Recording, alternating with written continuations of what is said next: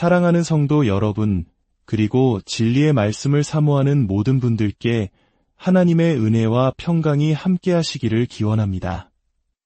우리가 잠시 세상의 소음에서 벗어나 영원한 진리의 말씀에 귀 기울이는 이 시간이 여러분의 삶에 깊은 울림과 소망을 더하는 축복의 통로가 되기를 바랍니다.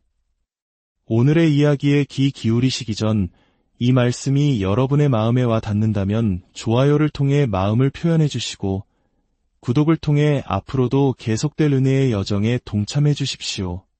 여러분의 작은 손길 하나하나가 이 소중한 복음의 메시지를 더 많은 영혼에게 전하는 귀한 도구가 됩니다. 이 영상을 나누시는 모든 분들의 삶과 가정 위에 하나님의 크신 축복이 임하시기를 기도합니다. 오늘 우리는 성경의 마지막 책, 요한계시록의 심장부로 들어가 인류 역사의 대단원을 장식할 거대한 사건에 대해 이야기 나누고자 합니다. 바로 동방의 왕들은 누구이며 그들이 가져올 마지막 전쟁은 어떤 모습일지에 대한 장엄한 예언입니다. 성경은 마지막 때에 동방의 왕들이 등장할 것이라고 예언합니다. 그들은 서방의 왕과는 확연히 구별됩니다. 그들의 엄청난 수, 그들이 내세우는 깃발의 색깔, 그리고 그들을 유혹하여 전능하신 하나님의 위대한 날, 즉 아마겟돈 전쟁으로 이끄는 세 마리의 개구리 같은 악한 영들로 인해 구별됩니다. 아마겟돈 전쟁, 그것은 인류가 겪게 될 모든 전쟁의 어머니와도 같습니다. 이 전쟁은 서방의 왕과 동방의 왕들 사이에서 전 세계의 패권을 차지하기 위해 이스라엘의 거룩한 땅 위에서 벌어질 최후의 결전입니다. 그들이 차지하려는 전리품은 바로 이 땅의 왕좌, 온 세상을 다스리고 통치할 권세입니다. 성경에서 동방을 의미하는 언어는 해가 뜨는 곳이라는 단순한 의미를 지닙니다. 그렇다면 해가 뜨는 곳의 왕들은 누구를 가리키는 것일까요? 많은 성경학자들은 이들이 중국, 일본, 그리고 북한을 포함한 동아시아의 강력한 연합 세력일 것이라고 해석합니다. 아마겟돈 전쟁으로 향하는 길은 바로 거대한 유브라데 강이 마른 바닥입니다. 요한계시록 16장 12절은 여섯째 천사가 대접을 큰 강 유브라데에 쏟음에 강물이 말라서 동방에서 오는 왕들의 길이 예비되었다고 기록합니다. 요한계시록 9장 16절은 이 동방의 군대에 대한 놀라운 단서를 제공합니다. 마병대의 수는 2만만이니 내가 그들의 수를 들었노라. 여기서 2만만은 바로 2억 명을 의미합니다. 2억 명의 대군. 사도 요한이 이 계시를 보았던 2000년 전에는 상상조차 할 수 없었던 숫자입니다. 오늘날 이 엄청난 규모의 군대를 동원할 수 있는 국가는 과연 어디일까요? 많은 이들이 인구 대국인 중국을 지목합니다. 과거 중국이 시행했던 한 자녀 정책은 남아 선호를 부추겼고 그 결과 엄청난 수의 남성 인구를 갖게 되었습니다. 어리석은 정책이 낳은 비극적인 결과가 마지막 때의 예언을 성취하는 도구가 될 수 있다는 사실은 우리에게 많은 것을 생각하게 합니다. 어떻게 2억 명의 군대가 이동할 수 있을까요? 그들은 행군할 것입니다. 천리길도 한 걸음부터 시작되듯 이 거대한 행군은 유브라데 강이 마르면서 열린 길을 따라 시작될 것입니다. 요한계시록 9장 17절은 그들의 모습을 더욱 생생하게 묘사합니다. 이 같은 환상 가운데 그 말들과 그 위에 탄 자들을 보니 불빛과 자줏빛과 유황빛 흉갑이 있고 또 말들의 머리는 사자머리 같고 그 입에서는 불과 연기와 유황이 나오더라. 사도 요한은 평생 탱크나 현대무기를 본 적이 없는 사람입니다. 그는 자신이 이해할 수 있는 언어와 이미지, 즉 말과 기병으로 환상을 묘사했습니다. 여기서 주목해야 할 세 가지 지배적인 색깔이 있습니다. 바로 불빛, 자줏빛, 그리고 유황빛입니다. 놀랍게도 오늘날 중국 국기의 주된 색은 붉은색과 노란색이며 그들 군대의 군복은 종종 짙은 푸른색 계열입니다. 또한 불을 뿜는 용은 중국을 상징하는 가장 대표적인 상징물입니다. 수천 년 전에 기록된 성경 예언의 정확성은 우리를 소름 돋게 합니다. 오늘날 동방의 한 강대국이 보여주는 힘을 생각해 보십시오. 그들은 서방 세계를 능가하는 규모와 화력을 갖춘 군함을 빠르게 건조하고 있으며 최신 전투기 기술은 서방의 공군력과 대등한 수준에 이르렀습니다. 그들은 국제 해역에 인공섬을 건설하여 군사기지로 삼고 주변국들을 위협하며 서방 세계에 우리는 당신들을 두려워하지 않으며 존중하지도 않는다는 메시지를 분명히 보내고 있습니다. 성경은 빚진 자는 체주의 종이 되느니라고 말씀합니다. 오늘날 동방의 세력들이 서방 세계의 주요 부동산과 기업, 심지어 광활한 농지를 사들이는 현상은 우리에게 깊은 경고를 줍니다. 만약 전 세계적인 식량 위기가 닥쳤을 때 그들이 자신들의 땅에서 수확한 작물을 자국으로만 보낸다면 어떤 일이 벌어질까요? 30년 전에는 소설처럼 들렸을지 모를 이야기가 지금 우리 눈앞에 현실이 되어가고 있습니다. 이제 이들을 아마겟돈으로 이끄는 보이지 않는 힘에 대해 이야기해 보겠습니다. 요한계시록 16장 13절은 말합니다. 또 내가 봄에 개구리 같은 새 더러운 영이 용의 입과 짐승의 입과 거짓 선지자의 입에서 나오니 용은 사탄을, 짐승은 적그리스도를, 거짓 선지자는 그의 조력자를 상징합니다. 이들은 바로 불경한 삼위일체입니다. 이 새 악한 영은 대환난 기간 동안 온 세상을 뒤덮을 것입니다. 개구리는 성경에서 종종 주술이나 우상 숭배와 연결됩니다. 출애굽 당시 이집트에 내려진 두 번째 재앙이 개구리 재앙이었던 이유는 이집트인들이 개구리 머리를 한 여신을 숭배했기 때문입니다. 사도 바울은 디모데전서 4장 1절에서 마지막 때를 정확히 예언했습니다. 그러나 성령이 밝히 말씀하시기를 후일에 어떤 사람들이 믿음에서 떠나 미혹하는 영과 귀신의 가르침을 따르리라 하셨으니 이는 마지막 때의 오컬트, 즉 신비주의와 주술이 부활할 것임을 의미합니다.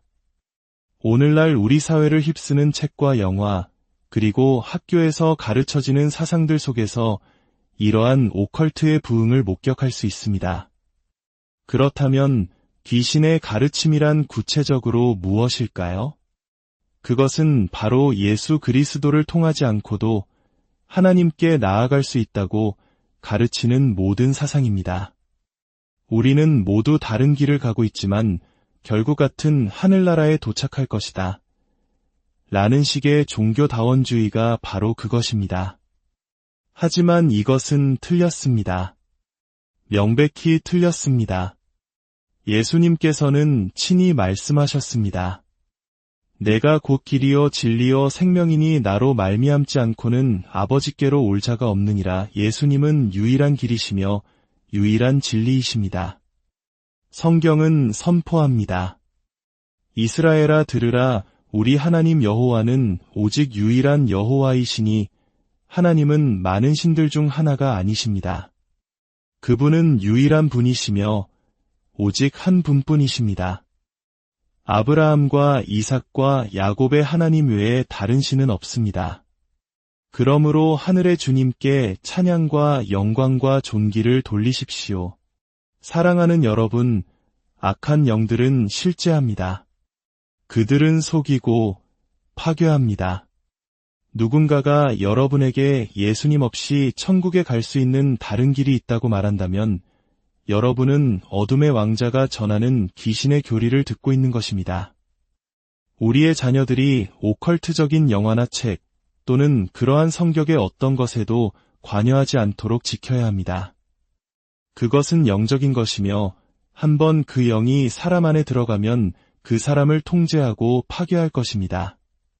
성경은 사탄과 적그리스도 그리고 거짓 선지자로부터 나온 악한 영들이 온 세상의 군대들을 모아 이스라엘을 침공하게 할 것이라고 말합니다.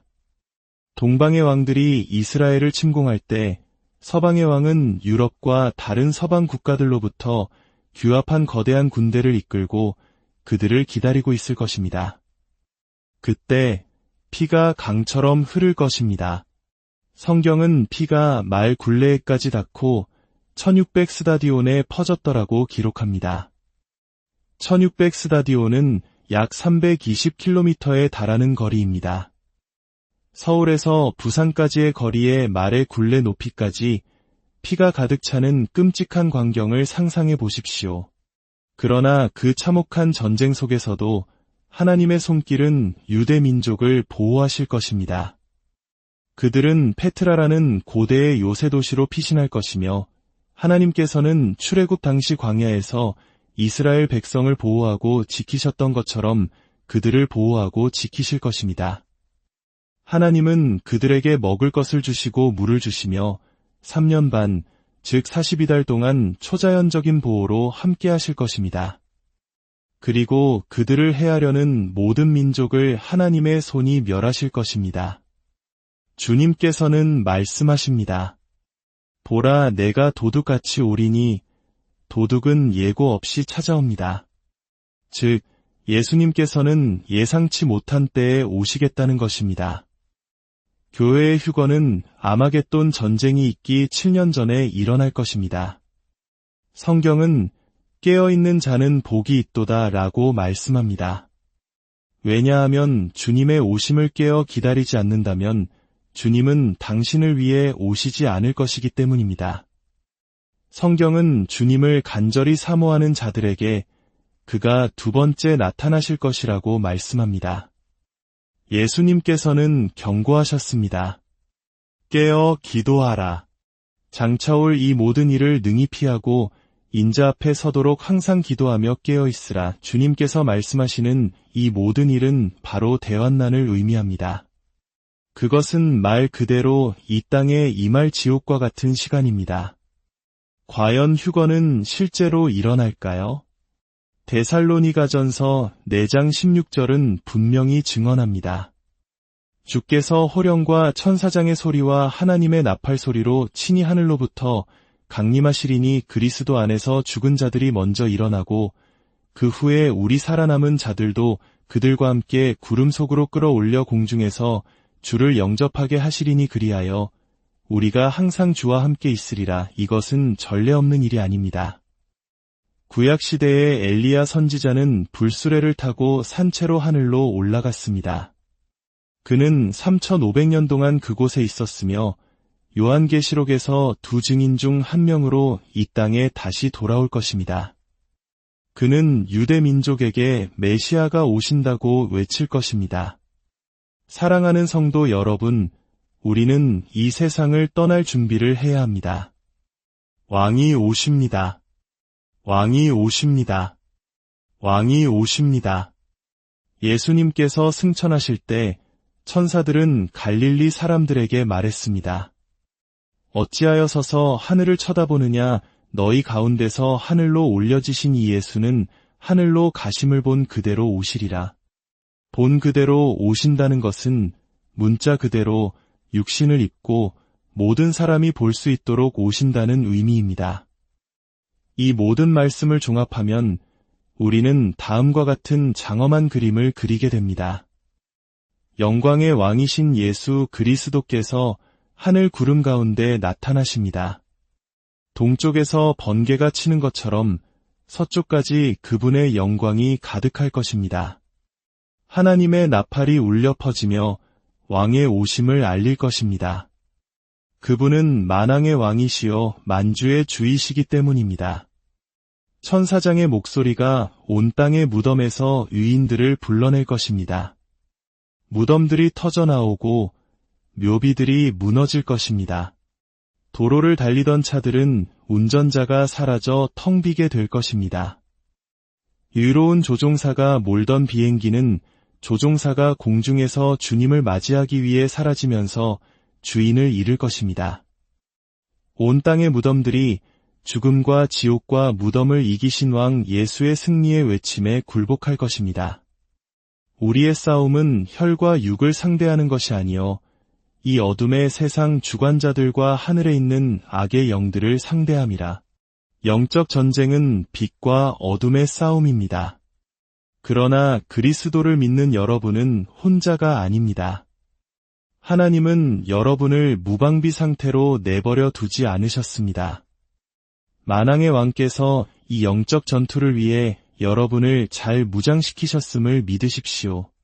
구원자께 가까이 나아가십시오.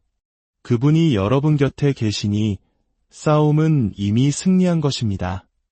교회가 휴거되어 이 땅을 떠나면 세상은 경제적인 붕괴를 맞이할 것입니다.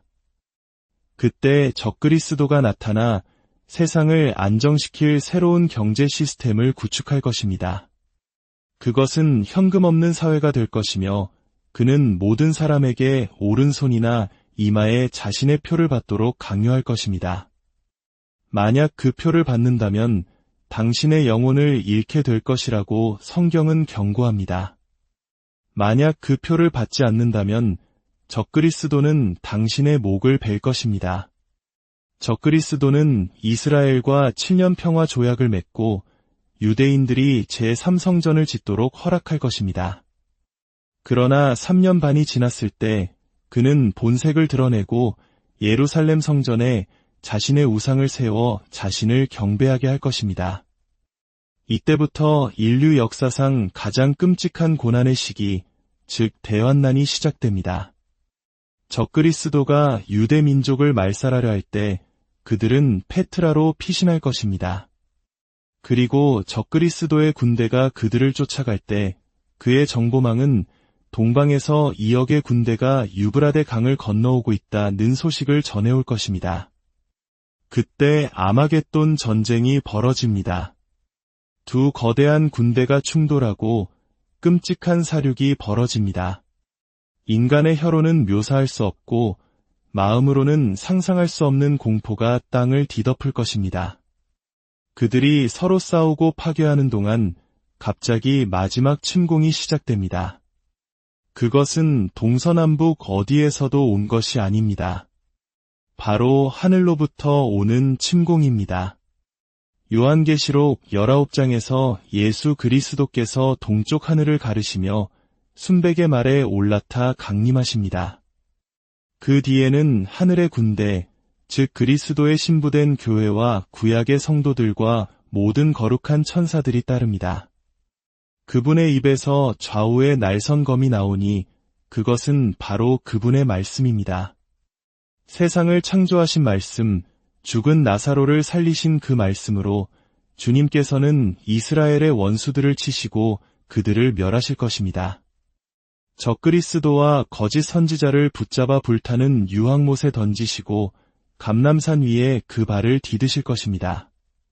그는 다윗의 보좌에 앉으실 것이니 그분이야말로 진정한 만왕의 왕이시기 때문입니다. 왕좌의 게임은 살아계신 하나님의 아들 예수 그리스도의 승리로 끝이 날 것입니다. 주님의 집에서 그분께 찬양을 돌립시다. 할렐루야!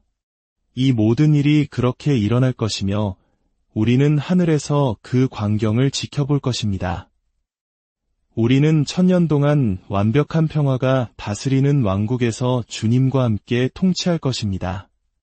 사자가 어린 양과 함께 뒹굴고 사람들이 칼을 쳐서 보습을 만들고 다시는 전쟁을 연습하지 않는 세상이 올 것입니다. 그러나 가장 중요한 질문은 이것입니다.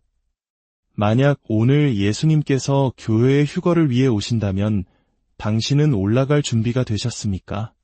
아니면 이 땅에 남아 짐승의 표를 받기 위해 줄을 서거나 목이 잘릴 운명에 처하게 될까요? 이 자리에 계신 여러분, 그리고 이 말씀을 듣고 계신 모든 분들께 권면합니다.